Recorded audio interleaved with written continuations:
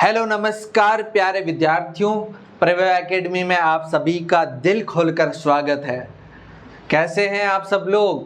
उम्मीद करता हूं कि आप सब लोग स्वस्थ होंगे और मस्त होंगे और धुआंधार पढ़ाई कर रहे होंगे। दोस्तों, जैसा कि आप सब लोगों को पता है, हम सब पढ़ रहे हैं आप सबका फेवरेट सब्जेक्ट साइंस। और साइंस में कौन सी कक्षा? 10वीं कक्षा। 10वीं कक्षा की विज्ञान का तीसरा चैप्टर धातु और अधातु चल रहा है और इसमें हम लोगों ने काफ़ी सारी महत्वपूर्ण बातें करी थी। तो दोस्तों, आपको पता है कि विज्ञान एक ऐसा विषय है जिसको रटने से ज़्यादा या पढ़ने से ज़्यादा समझने की ज़रूरत है। तो हम लोग आप सभी को विज्ञान समझाने की कोशिश करते हैं ताकि आप सब लोग विज्ञान में कक्षा 10 की बोर्ड में आप बहुत अच्छे और बेहतरीन नंबर लाके जिले में टॉप करें या राज्य में टॉप करें और अपने माँ बाप और अपने गांव का नाम रोशन करें। इसी उम्मीद के साथ हम लोग अभी शुरुआत करते हैं धातु और अधातु की। तो दोस्तों, धातु और अधातु में सबसे लास्ट में हमने ये टॉपिक पढ़ा था कि धातु और अधातु में अभिक्रिया करती कैसे है, उसके बारे में आज हम लोग नेक्स्ट जो अगला नया टॉपिक ले रहे हैं वो है धातुओं की प्राप्ति। कौन सा भाई? धातुओं की प्राप्ति। देखो, आप लोग मेरे को बताओ धातुओं की प्राप्ति के बारे में बताओ कि धातुएं मिलेगी कहाँ से, धातुएं प्राप्त कहाँ से होती है। आप लोगों को धातुएं कहाँ से देखने को मिलती है? अगर आप लोगों को छूना चाहिए तो आप कहाँ से लाएंगे? सुनार की दुकान से लाओगे? अच्छा, लोहा चाहिए तो कहाँ से लाओगे? लोहार की दुकान से। Very good. लेकिन लोहार कहाँ से लाएगा फिर? चुनार। छोना कहाँ से लाएगा? चुनार। तो देखो, ये सारे के सारे जो तत्व धातुएं हैं ये ज़्यादातर कहाँ से मिलती है? पृथ्वी की भूपर पट्टी से मिलती है। तो अधिकतम धातु कहाँ से मिलेगी भैया? पृथ्वी की भूपर पट्टी से मिलेगी। कहाँ से मिलेगी? पृथ्वी की भूपर पट्टी। अब भूपर पट्टी कोई कहानी नहीं है। भूपर पट्टी मतलब पृथ्वी को खोदेंगे, पृथ्वी के ऊपर वाली जो पृथ्वी के नीचे जो जैसे आप थोड़ा खोदते हैं तो उसके नीचे जो पट्टी है वो भूपर पट्टी है, तो पृथ्वी के अंदर मिल जाती है। ठीक है ना? ये सारे की सारी धातुएं कहाँ मिलेगी? पृथ्वी के अंदर मिलेगी। आई बात समझ है? दूसरी बात, आप लोगों ने एक नाम सुना होगा बेटा, खनिज। नाम सुना होगा आप लोगों ने, कौन सा? खनिज। तो क्या होता है खनिज? बता सकते हो आप? बता सकते हो आप? बता सकते हो क्या? देखो, पृथ्वी के अंदर बहुत सारे यौगिक पाए जाते हैं, तत्व पाए जाते हैं। पृथ्वी के अंदर क्या पाए जाते हैं? बहुत सारे यौगिक और बहुत सारे तत्व पाए जाते हैं। आपकी पृथ्वी में पाए मुख्य रूप से कहाँ जाएंगे? पृथ्वी की भूपर पट्टी में। तो पृथ्वी की भूपर पट्टी में प्राकृतिक रूप से, ऐसा नहीं है कि आपने खोदा और खोद करके आपने क्या डाल दिया, मान लो आपने वहां पर एक टेबल डाल दी और उसके बाद थोड़े दिन बाद दूसरा व्यक्ति आया और उसको खोदा और क्या निकली? टेबल। तो टेबल खनिज नहीं है। तो खनिज वैसे होंगे, खनिज क्या होंगे? जो पृथ्वी की भूपर पट्टी में प्राकृतिक रूप से जो तत्व या यौगिक मिलते हैं वो क्या कहलाते हैं? खनिज। आई बात समझ में? प्रकृति जो है पृथ्वी है, पृथ्वी की कहाँ पर? भूपर पट्टी के अंदर जो प्राकृतिक रूप से खनिज या प्राकृतिक रूप से जो तत्व या यौगिक, प्राकृतिक रूप से पृथ्वी की भूपर पट्टी में जो प्राकृतिक रूप से खनिज तत्व या यौगिक मिलते हैं उन्हें हम क्या कहते हैं? खनिज कहते हैं। सिंपल कहानी कि लिख देते हैं, पृथ्वी की भूपर पट्टी में क्या लिखोगे? पृथ्वी की भूपर पट्टी में प्राकृतिक रूप से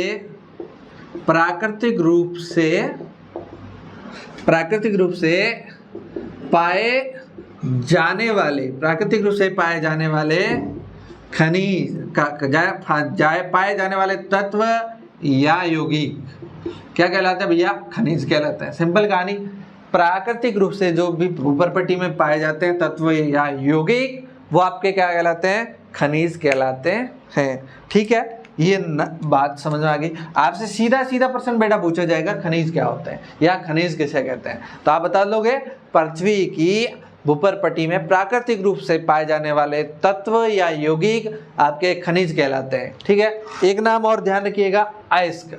एक नाम और क्या ध्यान रखिएगा? अयस्क। क्या होता है? अयस्क। अयस्क कुछ नहीं है, ये जो आपके तत्व है जो खनिज मिले भूपरपट्टी में, क्या मिले, तत्व या यौगिक, उनको हम लोगों ने क्या बोला भैया, खनिज बोला है। उसको हम लोगों ने क्या बोला है, खनिज। ठीक है, तो जो खनिज है, ऐसे खनिज जिसमें कोई विशेष धातु ज्यादा है, ऐसे खनिज जिसमें कोई विशेष धातु ज्यादा है, कोई विशेष धातु क्या है, ज्यादा है, विशेष धातु ज्यादा हो, क्या हो, ऐसे खनिज जिसमें विशेष धातु ज्यादा हो, विशेष धातु ज्यादा हो, विशेष धातु क्या हो, ज्यादा हो, विशेष धातु ज्यादा हो, और उसे निकालना लाभकारी हो।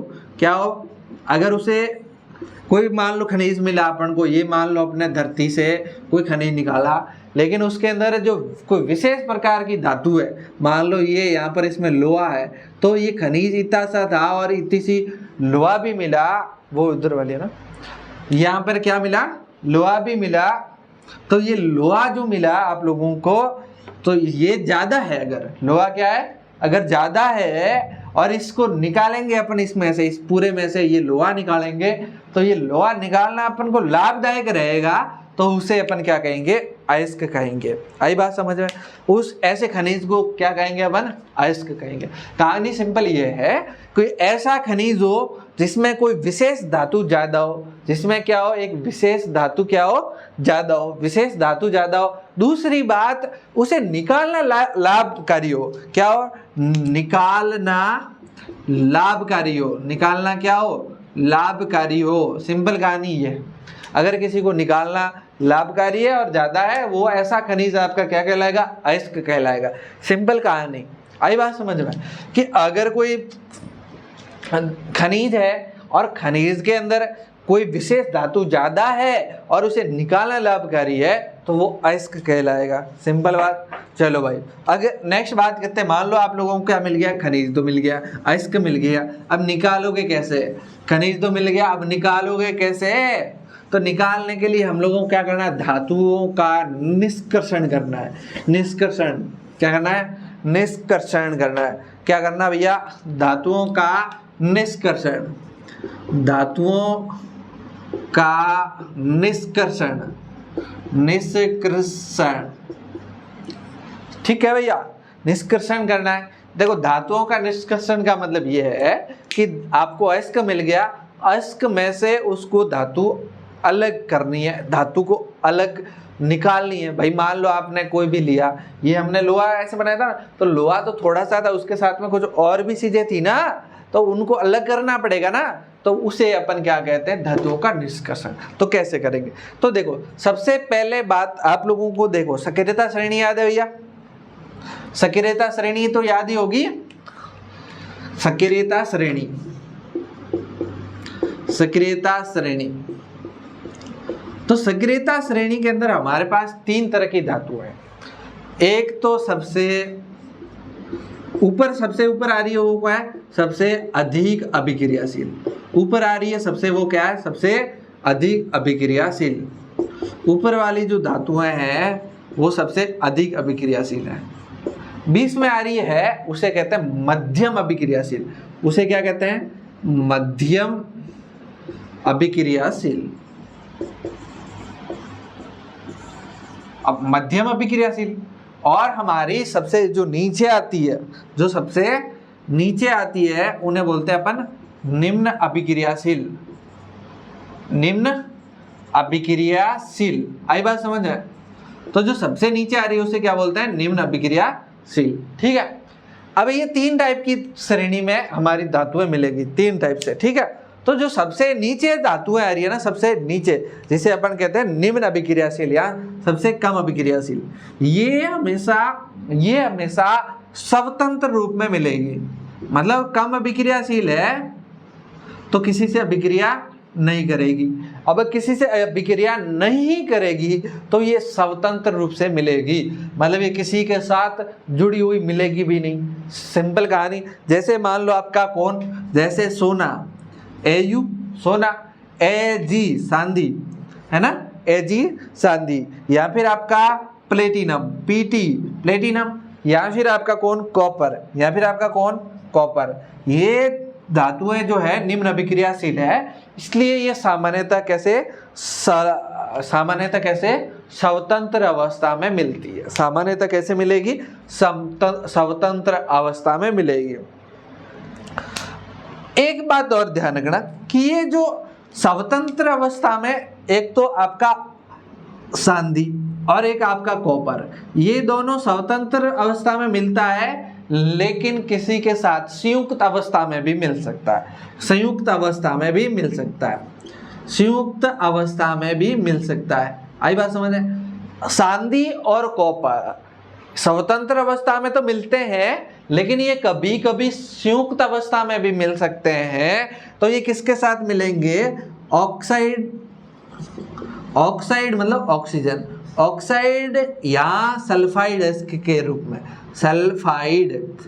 सल्फाइड अयस्क के रूप में मिल जाएंगे, सल्फाइड अयस्क के रूप में मिल जाएंगे। आई बात समझ में? दो बात है। सबसे निम्न अभिक्रियाशील धातुएं है ना, ये बेटा स्वतंत्र अवस्था में मिलेगी। कैसे मिलेगी? स्वतंत्र अवस्था में मिलेगी। कौन कौन? ध्यान रखेंगे, सोना, सांधी, प्लेटिनम और आपका कौन? कॉपर। लेकिन ये जो सांधी और सोना कॉपर है, सांधी और कौन? कॉपर है, ये संयुक्त अवस्था में भी मिल सकती है। सांधी और कॉपर संयुक्त अवस्था में भी मिल सकती है। और किस के साथ मिलेगी? या तो ऑक्साइड या सल्फाइड अयस्क के रूप में मिलेगी। सिंपल कहानी। अब देखो आप, सबसे अधिक अभिक्रियाशील जो तत्व है ये कभी भी स्वतंत्र रूप में नहीं मिलेंगे। ये सबसे अधिक अभिक्रियाशील होते हैं, ये मतलब किसी के साथ भी अभिक्रिया कर लेते हैं, तो ये स्वतंत्र अवस्था में तो बिल्कुल नहीं मिलेंगे। स्वतंत्र अवस्था में नहीं मिलेंगे। अवस्था में क्या होंगे? नहीं मिलेंगे। आई बात समझ में? स्वतंत्र अवस्था में तो बिल्कुल नहीं मिलेंगे, ये किसी न किसी के साथ ही हमेशा मिलेंगे। ठीक है। अच्छा भैया, अब देखो आप यहाँ पर यूं समझो कि ये तीन टाइप की जो धातुएं हैं, इसमें अलग अलग तरीके से हम लोग इनको अलग करते हैं। तो जैसे सबसे अधिक अभिक्रियाशील धातु है ना, उनको अलग करने के लिए हमारे पास एक विधि है जिसको अपन कहते हैं विद्युत अपघटन। ये कौन सी विधि से? विद्युत अपघटन, अपघटन, इस विधि से अपन अलग करते हैं। ठीक है ना। और जो मध्यम अभिक्रियाशील धातुएं हैं, जैसे जिंक है, लोहा है ना, या सामान्यतः अपन कॉपर को भी मध्यम में ही रख सकते हैं, कॉपर है या लेड है, इन सब को अपन मध्यम अभिक्रियाशील धातुएं कहते हैं। और ये जो मध्यम अभिक्रियाशील धातुएं है ना, इनको अलग करने के लिए हम एक विधि आप यूज करते हैं, अपसयन। कौन सी विधि यूज करते हैं? अपसयन। ठीक है ना। तो इस तरह से ये तो स्वतंत्र अवस्था में ही पाई जाएगी, तो इनका तो लफड़ाई खत्म है, इनका तो लफड़ाई खत्म है। ठीक है। चलो अभी अपन एक क्या काम करते हैं, एक सारणी के द्वारा समझते हैं कि कौन कौन सी विधियां जो लगेगी, जो आपको क्या करेगी, धातुओं को उनके अयस्क से अलग कर देगी। ठीक है ना। तो देखो हमारे एक बुक के अंदर सारणी बनाई हुई है, हो सकता है आप लोगों को समझ में नहीं आए देख के, लेकिन उस सारणी को रटने की जरूरत नहीं है, हम लोग समझ लेंगे तो समझेंगे तो ये सारी चीजें आप लोगों को समझ में आ जाएगी। ठीक है ना। चलो भैया, चलो देखते हैं। तो सबसे पहले अयस्क मिलेगा, हमारे क्या मिलेगा? अयस्क मिलेगा, अयस्क। और अयस्क का अपन को क्या करना है? सांद्रण। अयस्क का क्या करना? सांद्रण। मतलब अयस्क का सांद्रण का मतलब ये है कि इसको, अयस्क का मतलब क्या है? ऐसा खनिज जिसके अंदर क्या हो? ज्यादा मात्रा में धातु हो, बाकी की चीजें कम हो। तो जो मान लो ये क्या है? खनिज है। ये क्या है? खनिज है, लेकिन इसके अंदर मान लो ये लोहा ज्यादा है, ये इतना ज्यादा लोहा है, तो ये ज्यादा, ये भी तो कुछ है। तो अगर लोहा ज्यादा है तो इस ऐसा खनिज है जिसके अंदर लोहा ज्यादा है, अगर अपन इस लोहे को अलग करते हैं तो ये आपका फायदेमंद होता है, लाभकारी होता है, तो इसे अपन क्या कहेंगे? अयस्क कहेंगे। अब अयस्क का सांद्रण ये है कि ये इतना सारा लोहा है, लेकिन इसके साथ में कुछ न कुछ तो जुड़ा हुआ है, तो इसको अलग करना है। तो हम बात लोहे की नहीं कर रहे हैं, हम बात सारी की सारी धातुओं की कर रहे हैं। ठीक है। कहानी समझ में आई? अच्छा, सांद्रण जो है, सांद्रण को अपन अलग अलग तीन विधियों से देखना है। तीन विधियां अलग, तीन, पहले तो आप देखो तीन तरह की धातुएं हैं। एक तो सबसे उच्च अभिक्रियाशील है, एक तो सबसे उच्च अभिक्रियाशील है, यहाँ एक है सबसे मध्यम और एक है सबसे अधिक। तो देखो यहाँ लिखते हैं उच्च अभिक्रियाशील धातु है, उच्च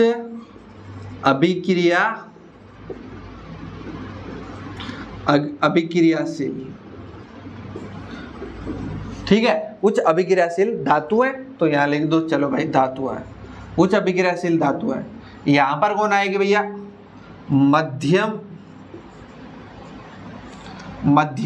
अभिक्रियाशील धातु है, मध्यम अभिक्रियाशील धातु है।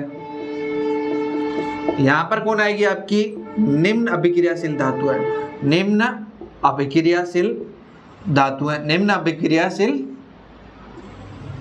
धातु है,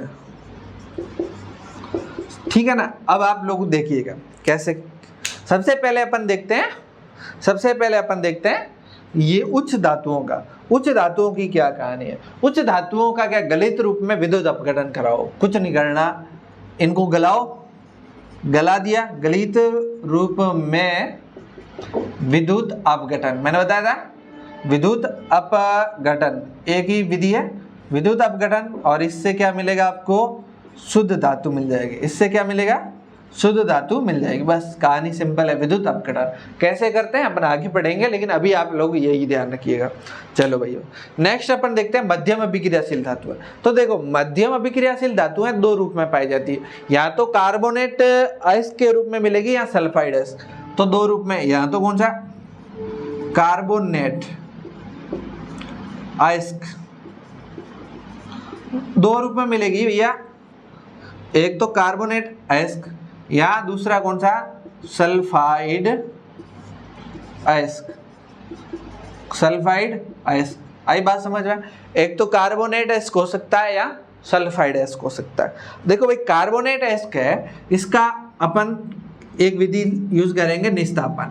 निस्तापन क्या है, बहुत सिंपल कहानी है, अपन बाद में पढ़ेंगे। और सल्फाइड के लिए अपन यूज करेंगे वो है भर्जन, सल्फाइड के लिए यूज करेंगे वो क्या है, भर्जन, ठीक है। उसके बाद क्या मिलेगा आपको, धातु का ऑक्साइड मिलेगा। इसके बाद आपको क्या मिलेगा, धातु ऑक्साइड या धातु का ऑक्साइड,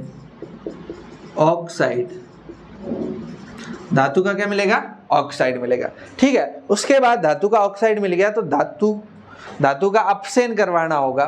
फिर क्या करेंगे अपन, धातु का अपक्षय।